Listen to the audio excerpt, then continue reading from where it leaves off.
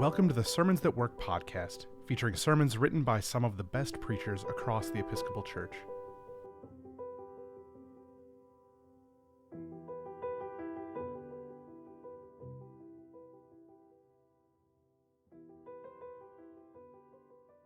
Today's sermon is for Good Friday, Year A, and is titled, When the Crowd Yells Something Awful.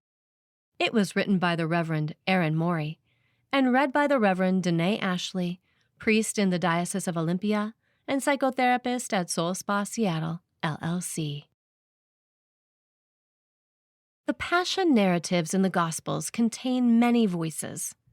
In today's Gospel, we primarily hear the voices of Jesus, Peter, and Pilate. Since the Gospel references passages of Scripture written earlier, we also hear the voice of the prophet Zechariah, who wrote, "When they look on me, on him whom they have pierced, they shall mourn for him, as one mourns for an only child, and weep bitterly over him, as one weeps over a firstborn." We hear the voice of the psalmist who wrote, "He who keeps all his bones, not one of them is broken." We even hear the crow of a rooster announcing a new morning. But we also hear the voices of crowds. These crowds are made up of unnamed, everyday people who assembled to watch and engage with the story of Jesus' passion as it unfolded. And just as this gospel reaches across time and space to weave in the voices of Zechariah and the psalmist, so too when we gather to worship on Good Friday in our own particular time and context, we are also woven into the story of Jesus' passion. As we gather to watch and engage, our voices become part of the crowd. Given that, it is important to notice what these crowds say during the story of Jesus' passion. Their words can help us consider what we ourselves say to and about Jesus. In our daily lives, we may do our best to speak words of love, justice, and mercy. The Passion Gospels remind us that we don't always succeed in doing so. The first line spoken by a crowd in today's Gospel is a response to Jesus' question, "Whom are you looking for?" The crowd responds, "Jesus of Nazareth." This statement is probably true for us too. If we are at a Good Friday service, we are very likely looking for Jesus of Nazareth. And this might be a comforting thought. Except, notice who is speaking this line. It is a detachment of soldiers who have come with weapons. They have come prepared to arrest Jesus violently, even to put him to death. This is probably not a crowd we would like to see ourselves as part of.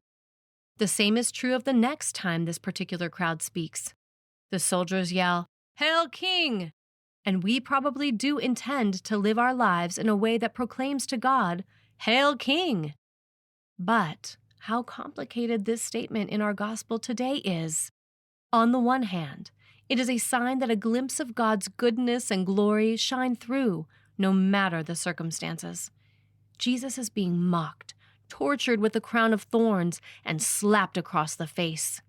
Yet God can never be humiliated, and the truth of God does not change in the face of human hatred. But, once again, these words, "Hail King!" are spoken by the soldiers, degrading and torturing a man in their custody, a person they might soon be executing. This crowd is getting it all wrong, and often, so do we. How many times have we looked for Jesus of Nazareth and cried out, "Hail King!" while getting things, in our relationships with God and our neighbors, disastrously wrong? The next words from the crowd are chilling. When asked if they wished to have released Jesus or a bandit named Barabbas, the crowd cries out, "Not this man, but Barabbas!" It's worth noting that the name Barabbas, directly translated, means son of the Father. The crowd is ostensibly rejecting Jesus, calling out to save a bandit.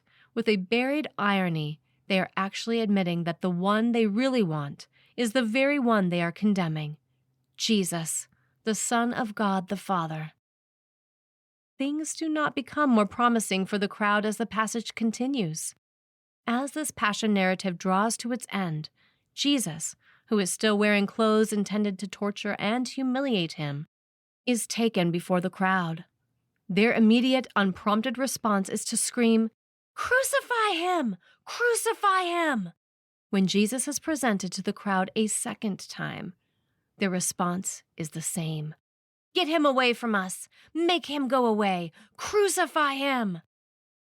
It is awful to imagine that we, the crowd, would ever shout, "Crucify him!"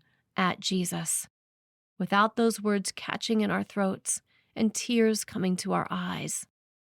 And yet, we know that over and over, we have failed to love as God calls us to love. We have made choices that hurt others. We have made choices that now interfere with our experience of God's love for us. The guilt and shame of sin weighs horribly. And yet, we also know that Jesus endures this dehumanizing, terrorizing torture and death, precisely to free us all that it is disastrously wrong. He suffers to free us from the overwhelming guilt and shame of sin. Maybe that truth is the great irony of this passion narrative. Each time the crowd screams the most violent, humiliating words they can invent, the true meaning ends up being redemptive. Nothing we can do ever diminishes God. We can demand that God go away, but God will never leave us. When the crowd demands, "Crucify him!" they are calling for the very thing that will deliver the world from the sin and death they are perpetrating. We know that Jesus' death is not the end of the story. We know that Jesus rose from the dead and overcame death forever in his resurrection. We know that we are here today because the glory of Easter is only a few days away. But right now, it is Good Friday, and we are confronted still by the cross.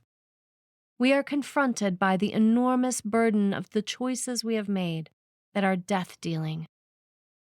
It is uncomfortable to acknowledge how many times we have shouted, "Crucify him!" through our words and actions. But today, we have the opportunity to repair the damage of our past choices and to reflect on how we can make better choices moving ahead. We are given a chance to be honest with ourselves and with God, to finally confront the wreckage of our pasts. God will never go away.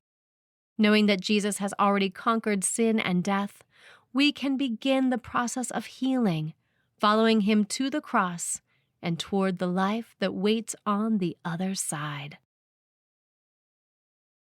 The Reverend Erin Morey serves as rector of the Episcopal Church of the Holy Innocents in Beach Haven, New Jersey. She is currently enrolled in a D-Min program at Pittsburgh Theological Seminary. Erin graduated from the University of Pittsburgh School of Law in 2002. She previously served as an assistant public defender in Allegheny County, Pennsylvania, an advocate at Women's Center and Shelter of Greater Pittsburgh, and as a volunteer attorney with Neighborhood Legal Services. This March, Erin served on the Episcopal Church's delegation to the United Nations Commission on the Status of Women.